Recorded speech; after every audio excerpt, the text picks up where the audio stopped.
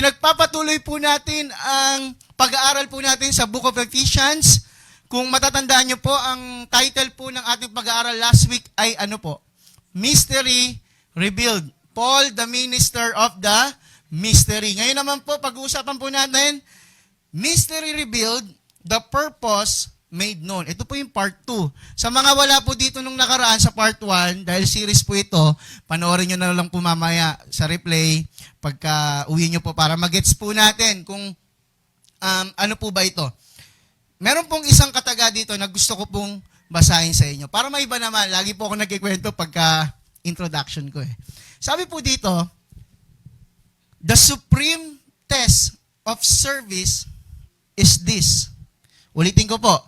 The supreme test of service is this. For whom am I doing this? Ang pinakamataas daw pong o dakilang pagsubok pagdating po sa ating paglilingkod ay ang tanong na para kanino ko to ginagawa. Parang ano lang po, no? Parang commercial ng Nescafe. Para kanino ka bumabangon, di ba? Dito naman po, para kanino mo ito ginagawa. Lahat po tayo na nandirito, alam ko po na bumangon tayo ngayong umaga para po magpuri, magpasalamat sa Panginoon at makapakinig ng kanyang mayayamang salita. Amen po ba? Pangalawa na lang po yung para makita mo si sister ganito, si brother ganito, makausap mo si ganito, o makita mo yung napupusuan mo. Di ba? Pangalawa, pangatlo na lang po yun. Ang pinakamalaga po ay makapakinig tayo ng salita ng Panginoon sa umagang ito. Sabi po dito, much that we call service to Christ is not such at all. If we are doing this for Christ, we shall not care for human reward or even recognition. Alam niyo po, sa ating pong paglilingkod sa Panginoon, marahil po ang ilang po sa atin dito, totoo naman po, kapag naglilingkod tayo, gasino man lang ba yung mapansin tayo ng konti?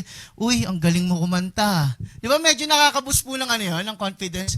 O kaya sabihin ni Pastor, uy, lagi ka nang maaga ngayon ah. Di ba? Nakakaboost po ng ano eh, di ba, ng confidence. Next time, maagahan ko pa nga, napansin ako ni Pastor eh, na maaga eh.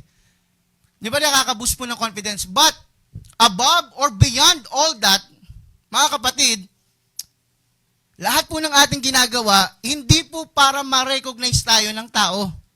Secondary lang po yun. Or sabihin natin, pangatlo, pang-apat. Ang gusto po natin, ma-please po natin ang Panginoon. Amen po? Mapangiti po natin ang Panginoon. Kaya naman po, sa umaga pong ito, I want to begin this preaching with this challenge. Habang ako po ay nagsasalita sa umagang ito, iiwanan ko po yung tanong na for whom am I doing this? Dahil dito po sa ating second part, pinakita po ni Pablo kung para kanino niya po ginagawa yung paglilingkod na ito. And there are 3 points, 3 puntos po na I want to share with you. At itong 3 puntos po na ito, 3 bagay po na ito ay maglilid sa atin sa isang buhay ng paglilingkod. Sorry to say po mga kapatid, ito pa lang, binabalaan ko na po kayo sa umaga pong ito na medyo seryoso po tayo ngayon. At tandaan po natin, ang layunin po natin sa loob ng iglesia, ang matamaan po ay, sabi ni Lord, magbago. Ang layunin po natin, ready na po ba kayo? Ready na po? Ang layunin po natin sa loob ng iglesia ay hindi lamang po umupo. Tama po ba? Ang layunin po natin sa iglesia ay maglingkod. Alam niyo po, nung nasa seminary po kami, ang laging sabi ng professor po namin, mga professor po namin, hindi ka lang pampainit ng upuan. Yung iba po sa atin talagang, alam niyo po sa mga matatandang iglesia, yung mga, ewan ko makaka-relate po kayo dito ha, yung mga bangkuan, upuan po sa kanila, may mga pangalan na po. Tama po ba? Baka dito rin may pangalan eh. O, dito ako na, dito na ako po si brother ganyan, darating yun, hindi ako upo dyan. Tama po ba? Parang dito po may seating arrangement na tayo eh. Amen po. Parang alam mo na kung sino nakaupo doon sa bangkong yun. Wag na wag mong upuan yan. Bangko yan ni ano, ni sister ganito, ni brother ganyan. Alam niyo po, okay lang po may seating arrangement. Ang mahalaga, naglilingkod. Okay? Sabi po dito, number 1, na dapat po nating matutunan o maintindihan that we have or yung ating pong boundless riches in Christ.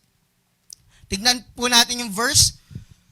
Babasahin ko po sa English. Binasa po kanina sa Magandang Balita Biblia ni Sister Rihanna. Pero basahin po natin sa English. I became a servant of this gospel by the gift of God's grace given me through the working of His power. Although I am less than the least of all the Lord's people, this grace was given me to preach to the Gentiles the boundless riches of Christ. Ang tinutukoy po dito ni Pablo, it is only by the grace of God kung bakit po siya nakakapaglingkod. Sabi po dito, it is all grace. Number 1, Paul marveled at the grace given to him. Nung naintindihan po ni Pablo kung ano yung biyaya ng Panginoon, siya po ay namangha. Namangha po siya. Bakit? Ang sabi niya po dito, in verse 8, although I am less than the least of all the Lord's people, this grace was given me. Ano po yung ibinigay sa kanya? The power to preach to the Gentiles the boundless riches of Christ. Kung sa Tagalog po at ating babasahin in verse 8, ako ang pinakahamak sa lahat ng mga pinili ng Diyos. Sabi ng ilang mga Bible scholars, si Paul ay isa sa mga, sabihin natin, pinakamatalinong apostol. Sabihin na natin na po na isa sa mga pinakamatalinong tao. If we will look at yung mga letters na ginawa niya, pero ano pong turing ni Pablo sa kanyang sarili? Pinakahamak. Sa paningin ng Diyos, basahan lang ako. Maruming basahan. Pero ginamit niya pa rin ako. Ano pong gustong sabihin nito sa atin?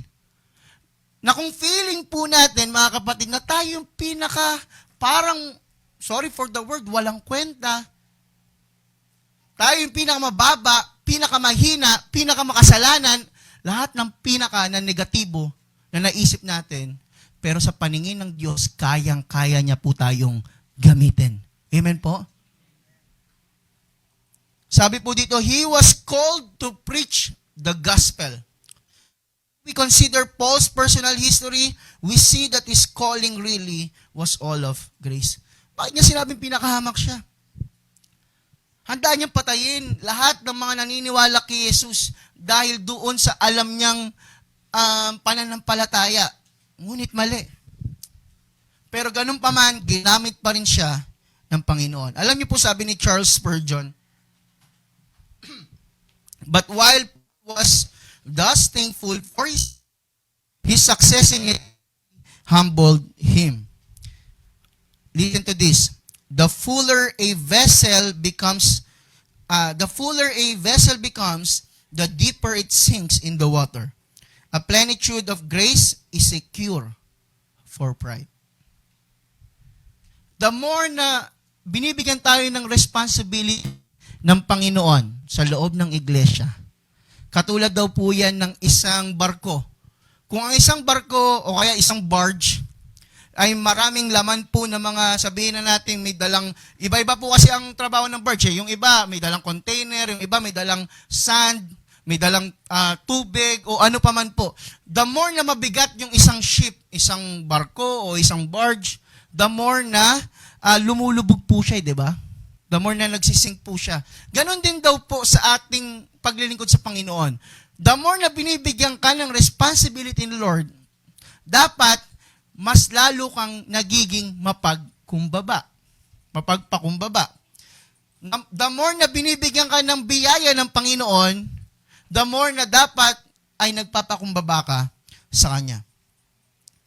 Alam niyo po, narinig niyo na po ba yung kwento tungkol sa Yamashita treasure? Sino na po nakarinig nun? May mga nakarinig na po ba? Ito po yung sinasabi po nilang the unsearchable riches. Makakwento ko lang po saglit. Ah, kaya po siya tinawag na Yamashita Treasure dahil kay General Tomoyuki Yamashita, isa po siyang Japanese. Alam naman po natin yung ating Philippine history during 1942 hanggang 1945 ay sinakop po tayo ng Japan, ng mga Hapon. During the 1930s, yung mga Hapon po, nung sinasakop po nila yung Manchuria sa China, ay may mga ginto po doon, mga jewels, stones, mga precious metals. Ang ginawa po nila, kinuha po nila lahat yun. Nung masakop po nila yung Manchuria, China, ay kinuha po nila lahat yun at dinala po sa Pilipinas. Ayun po ang kwento, ha. Pagkadala po nila sa Pilipinas, ang nagdala po nun ay si General Tomoyuki Yamashita. And this ship made land in the Philippines at ang ginawa daw po, allegedly po, allegedly, ay binaon po ni Yamashita yung mga gold na ito sa iba't ibang parte ng Pilipinas, particularly sa Luzon. Bakit ko po sinasabi ito? Ano pong kaugnayan nito? Mamaya po, malalaman po natin yung kaugnayan nito. Yung iba po, naniniwala na totoo. Di ba? Yung iba naman po, ay, kwento-kwento lang yan. At sabi po nung tinignan ko po, mga historiador, sabi ng mga archaeologists, ay, ito daw po ay legend lamang po. O kwento-kwento lang. Ewan ko lang po kung maniniwala kayo sa akin o hindi. Pero nung sinearch ko po, ay ano lang po pala, parang kwento-kwento lang, sa katagalan ng panahon, ay naging parang totoo na. At marami pong ginawang binuong mga grupo para hanapin po yung Yamashita Treasure. Marami pong documentaries sa History Channel, maging sa atin po. Ginawan pa nga po yan ng movie kung malalaman nyo po. Pero ano pong gusto ko pong sabihin sa bawat isa? Alam nyo po, mga Pinoy, we are very fascinated with this kind of stories. Lalo na po pag usapang di ba? Usapang kayamanan. Saan ba yan? Makakuha ba ako dyan? May part ba ako dyan? It may be true, or it may be not, but the is naturally inclined in uncovering certain truths. Gusto po natin na nare-resolve, gusto po natin out of our curiosity, gusto po natin na yung once hidden or once mysterious na bagay, gusto po nating nalalaman. Tama po? Kapag medyo misteryoso yung katrabaho mo, kapag medyo parang aloof o medyo hindi mo masyadong kapalagay ng loob yung trabaho mo, na napapaisip ka ano kaya merong sa taong ito? Parang ang natural po na inclination ng tao is to be curious. Tama po ba? Bakit kaya ganito yung suot ni Bakit kaya ganito? Curious tayo Gusto natin malaman po And the mystery of the gospel is compared to unsearchable riches. Katulad po ng Yamashita Treasure. If it is really true, ito po if it is really true, yung mga archaeologists, yung mga historiador, maaari lamang po sila magbigay ng bits and pieces of information. Tama po? Hindi po nila magbibigay yung full scale kung nasan ba yung treasure po na yon. Sino po mapagbigay nun? Sa tingin niyo po? Simpleng tanong, sino mapagbigay nun? Siyempre, kung sino yung nagbaon, di ba? Kung sino yung naglagay kung saan man naroon yon. Tama po? Si Yamashita, siyempre, at yung kanyang mga mga alagad. And most of the archaeologists disputed the existence, but my point, mga kapatid, is they cannot uncover the whole truth. Lalo na kung ganyang kalaki yung scale, di ba? Only Yamashita or those people that buried that treasure. Katulad din ng kayamanan po natin kay Jesus. Tanging ang Diyos lamang po ang pwedeng makapag-reveal nito. Pwedeng merong mga prophets na magsabi ng ganito, bits of information, pieces of information. Pero sabi po dito in the next slide, this mystery is like great riches for the Gentiles. They can now come before God in a standing they could only dream of before. At sa tingin niyo po, bakit ibinigay sa atin riches yung mga kayamanang ito? Only because of the grace of God. Ang tanong ko po mga kapatid, do we really know the grace of God? Paano po natin siya isasalarawan? Bibigyan ko po kayo ng ilang mga segundo. At isipin niyo po sa sarili niyo, kung isasalarawan mo ang grace ni Lord, ano yon? Ano yung pagsasalarawan mo? Paano mo siya isasalarawan? Ang grace ni Lord. Yung biyaya niya. Sabi po dito, grace is an ocean. 8, although I am less than the least of all the Lord's people, the grace was given me to preach to the Gentiles the boundless riches of Christ. If we will look at the vastness of the sea, yung lawak, yung laki, yung haba, yung lalim ng dagat, ng karagatan, alam niyo po ba na we are yet to discover all the marine life under the water? Hindi pa po natin na-discover lahat ng anumang uri ng, o klase ng buhay sa ilalim ng dagat. Alam niyo pong ilang percent pa lang yung nako-cover natin? Ang sabi po ng data, 20% pa lamang po ng kabuuan ng karagatan, yung ating pong na-explore. Naalala niyo po, if kayo po ay updated sa balita, yung Ocean Gate Titan incident, alam niyo po ba yon? Yung merong parang submarine po siya. Hindi po siya talaga submarine ang tawag pero nakalimutan ko po yung tawag. Parang sub-vehicle po siya na ang mission po nila ay tignan yung makapunta dun sa wreckage ng Titanic. Nasa malalim na lugar po yon sa karagatan. At during their descent sa place po na yon, nag-implode po yung sinasakyan po nila. Hindi po sumabog Hindi po siya nag-explode na nagkalat-kalat yung debris. Nag-implode po, ibig sabihin, nawala na lang po sila they are out of existence. Sa tindi ng pressure, sa lalim po nung place po na yon. Hindi pa po sila nakakarating sa sa pinaka-baba. Ano pong gusto kong sabihin? Ganun po katindi yung vastness, yung depth ng ocean. At gusto ko pong ipaalala po sa atin that we barely scratch the surface ng experience po natin dun sa grace ni Lord. Amen po? We barely scratch the surface. Alam niyo po, sabi po ng ilang mga scholars, kahit ilang beses mo pa ito basahin, i-preach, we just barely scratch the surface of the truth of God. Ganun po katindi, kalalim. Sabi nga po ng Ephesians, alam niyo po yung lagi kong binabasa pag prayer and benediction, gaano kalalim, kalawak, kahaba, kataas yung pag-ibig sa atin ng Panginoong Hesus. Ganun din po yung biyaya niya sa atin. Amen po? Sabi po dito, the greatness of God's grace is pictured like an ocean, an immeasurable sea. God's riches are unsearchable. We will never know them completely. Number 2, mga kapatid, the wisdom of God in Christ. Sabi po dito, defining the manifold wisdom of God. Alam niyo daw po, yung wisdom po ni Lord, para daw po yung isang artist na nagpipinta sa isang canvas.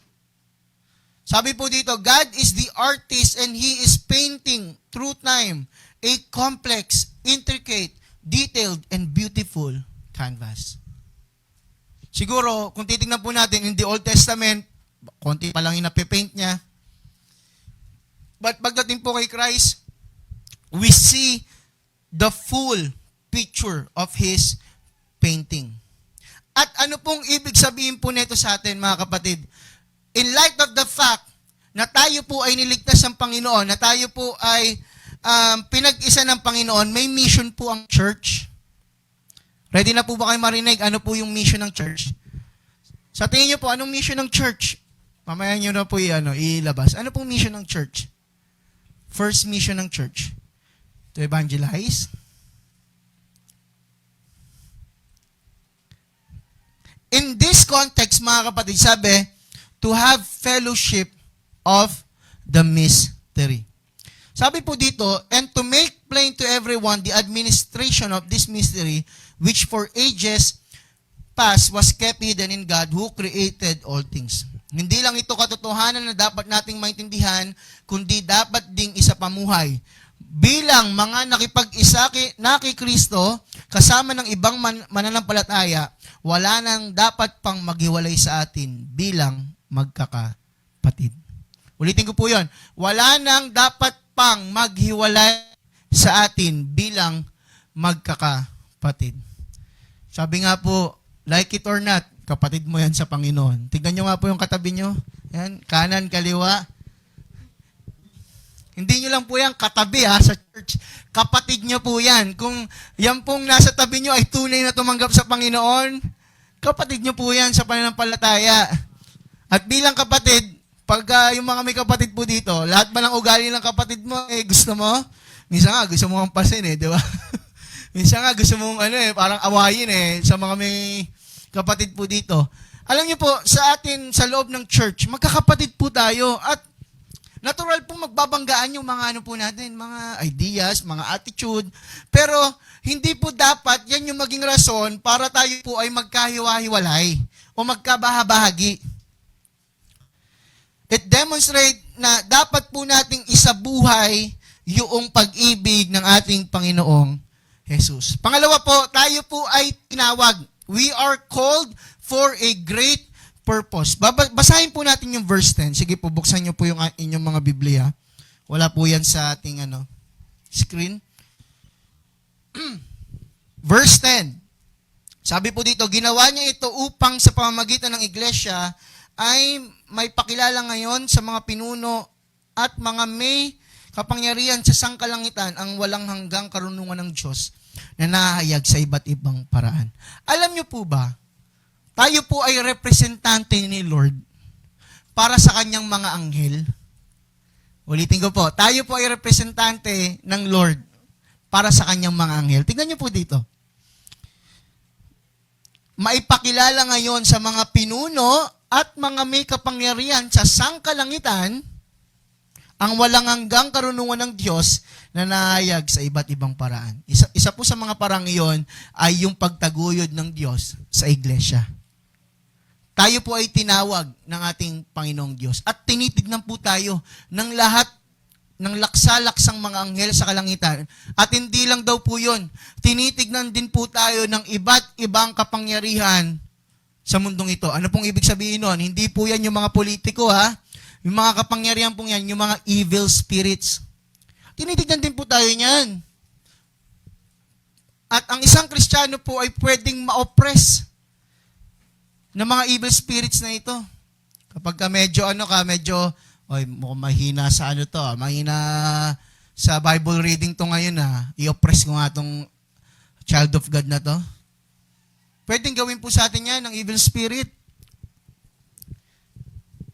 Sabi po dito, tinitignan po tayo ng iba't ibang klaseng principalities, angels, beings, and we are surrounded by invisible beings and they look upon us. These beings see us perfectly and know us far better than we know them. Kilala po tayo ng mga yan. Kaya alam niyo po, kilala po tayo At alam na, kung titignan lang po tayo ni Satanas ngayon, alam niya yung weakness mo. Nakikita niya pag nasa bahay ka. Alam niya yung magti-trigger sa'yo. Tayo naman po, pinapatrigger pa natin lalo, di ba? Kaya nagkakaroon ng foothold or stronghold ang demonyo po sa ating mga buhay. Pero gusto ko pong sabihin that despite, ito po tignan niyo po, bakit sa church iniatas ng Panginoon yung parang tila baga, hindi lang po responsibility o privilege Tignan niyo po kung gaano kamahal ng Diyos yung church. Tayo po, mga kapatid. Despite of our weaknesses, our sins, and our fallen nature, they see, yung mga angels po, yung mga beings, they see a creation made in the image of God. Wala pong ibang nilikha, maging mga anghel, maging sino man po, maging anuman pong klaseng nilikha, wala pong makakahigit doon sa creation ni Lord na ginawa niya kawangis ng kanyang mukha. In the image of God. Ano po ba yung ibig sabihin nun? Na meron tayong katulad ng kapangyarihan ng na tayo po ay Diyos din? Marami pong interpretation dyan eh. Pero ano pong ibig sabihin nito? Yung imago Dei po, yung image of God, suggests that humans are created para i-reflect, kaya nga po image of God, to reflect God's character including qualities like love, compassion, and justice. Pangalawa po, tayo po yung may kakayanan na magkaroon ng relational understanding or relationship sa ating Panginoon. Meron tayong dignity and worth bilang mga anak niya. Pangalawa po, despite of our suffering, our pain, our death and martyrdom, they see these fallen and mortal beings made triumphant in Christ. Yung mga angels po, they are immortal. Pero tayo po mga mortal beings, mamamatay, we are suffering, merong kasakitan, meron pong mga kapigatian.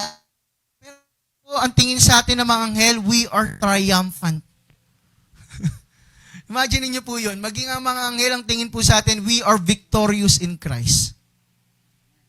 Tayo po ay tagumpay po sa ating Panginoon. And last, despite how small, how we are seemingly insignificant, the angels know better. They search seated in heavenly places. Yung mga bagay na yan ay mga bagay na ipinangako po sa ating Panginoong Diyos sa pamamagitan lamang po ng ating pakikipag-isa kay Kristo. So ano po yung reflection nito mga kapatid? If we will look at our lives, kung titignan po natin yung mga buhay po natin ngayon, yung mga ginagawa po natin ngayon, are we representing Christ? And I'm not talking about representing Christ to your surroundings, to your community. Beyond that, to the spiritual realm. Are we representing Christ genuinely? Hindi sa mga taong nakakita sa atin, kundi sa mga kapangyarihang hindi natin nakikita. Kasi madali pong magsabi na you are representing Christ sa harap ng maraming tao. Tama po. Pero paano naman sa mga hindi natin nakikita? And that's the challenge for us right now, mga kapatid. To really represent Christ. Sabi po dito, Christ will gather us all. We are one in Him. In light of this fact, the church needs to act as a one body in Him and for Him.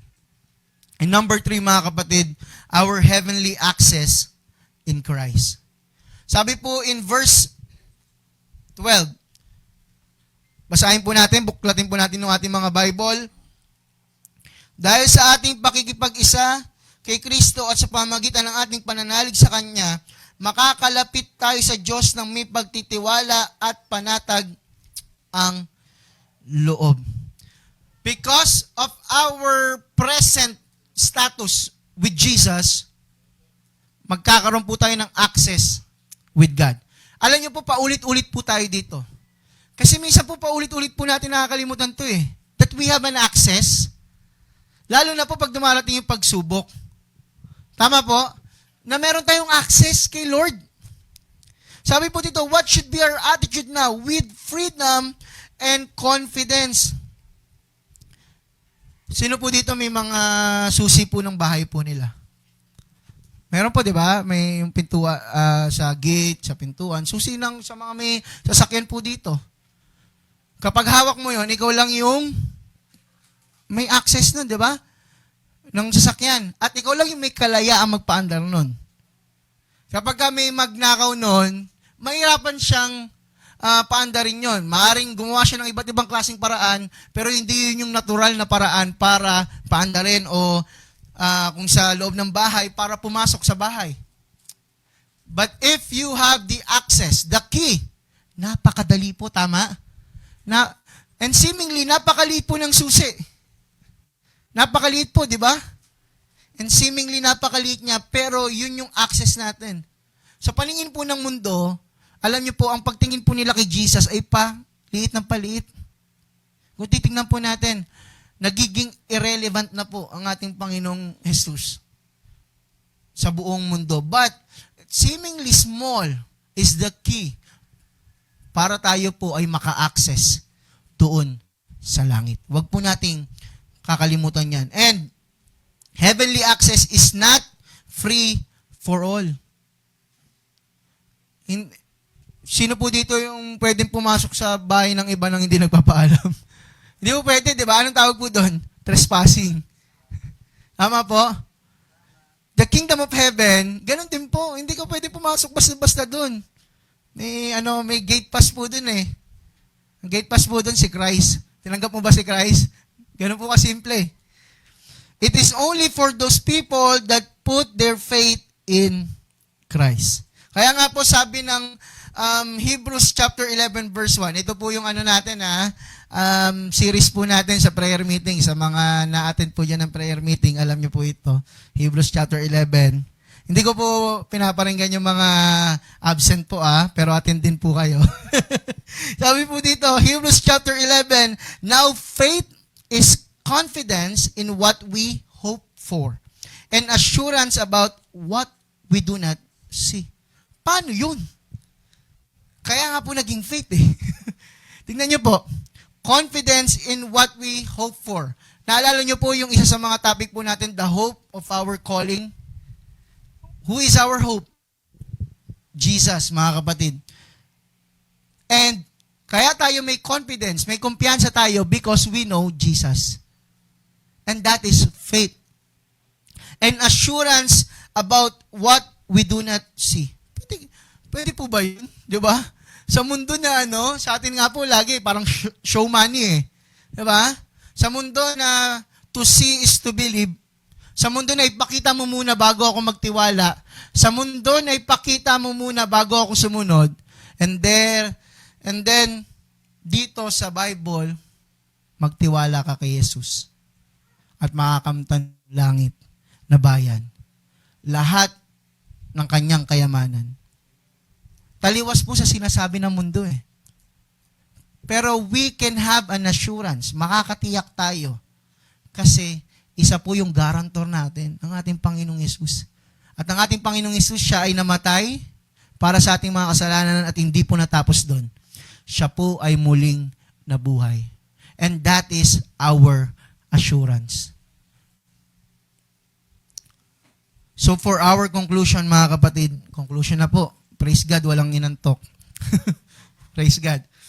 Effective po pala, kapag mag-disclaimer po ako sa umpisa. Nakatingin lang po lahat eh. Baka mabanggit ako ni Pastor Eman Sabi po dito, for our conclusion, mga kapatid, do not lose heart. Sabihin nyo nga po sa katabi nyo, do not lose heart. Alam ko po na meron ang ganda po ng connected po yung yung verse na binanggit ni Elder Alex kanina, pati yung sa exhortation niya kanina. Dito po sa preaching po natin eh. Kung mapapansin po, di ba? Lahat po tayo dito nakakaranas sa pagsubok, tama po? Amen po? Tignan nyo nga po yung katabi nyo. Mukha lang walang pagsubok po yan, ha? Pero may pagsubok po yan, hindi niya lang masabi. Di ba po? Pero ano pong sabi niya, si Pablo po, siya na po yung nakakaranas ng pagsubok. Siya pa po yung nagsabi sa mga taga-Efeso na huwag kayong panghinaan ng loob. Imagine niyo po. Siya po yung kailangan ng comfort, pero siya pa rin po yung nagbigay ng comfort. Tingnan niyo po, kaya tinihiling ko sa inyo na huwag kayong panghinaan ng loob. Siguro po, nahihirapan din ng mga taga-Efeso kasi yung pinagdaraanan po ni Pablo. Dahil sa mga kahirapang tinitiis ko, alang-alang sa inyo. Maaaring nagigilty sila. Di ba po? Sapagkat ito'y para sa inyong ikararangal.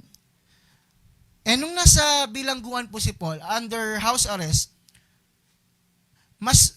sa tingin ko po, kung ako po ang hindi ko na po pinagkukumpara nung nasa nung siya ay nasa missionary journeys niya, pati nung nasa bilangguan siya.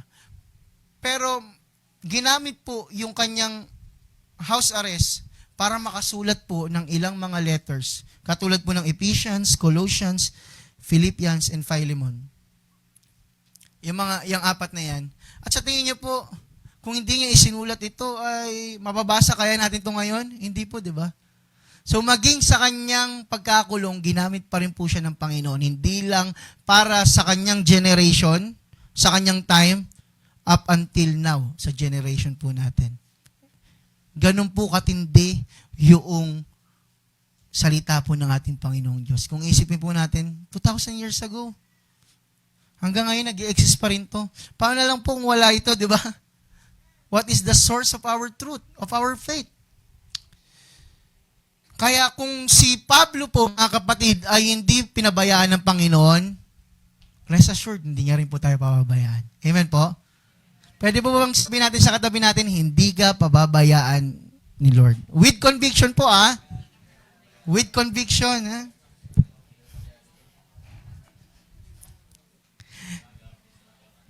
Alam niyo po ang susi lang, isang word lang po. Alam po natin na hindi tayo pababayaan ni Lord. Ang kailangan lang po natin gawin, magpatuloy. Amen? Magpatuloy. The key to perseverance. Each of us has a place in the service of God's eternal plan. Ano po yung unang tanong ko sa inyo sa simula po ng preaching na ito? Naalala?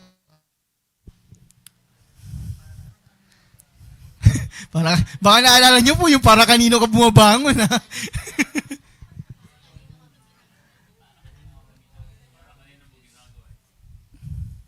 Para kanino ka? For whom am I doing this? O sa ating pong konteksto, para kanino ka naglilingkod? Kung ano po yung tanong ko sa umpisa, ayun din po yung tanong ko ngayon. Para kanino po tayo naglilingkod? Knowing this and working towards it is a great guard against losing heart in the midst of tribulation. When you know the goodness of God and what He has done towards us, ang natural na response o tugon po ng ating mga isipan ay magpatuloy. Alam niyo po yung parang laging kataga, there's light, beyond or doon sa dulo ng tunnel. Ang natural response po ng ating mga isipan, our whole being, is to persevere even in the midst of tribulation. Kaya kapatid, sabihin ko po sa inyo, sa lahat po ng sinabi po natin, katulad ni Pablo, magpatuloy lang po tayo.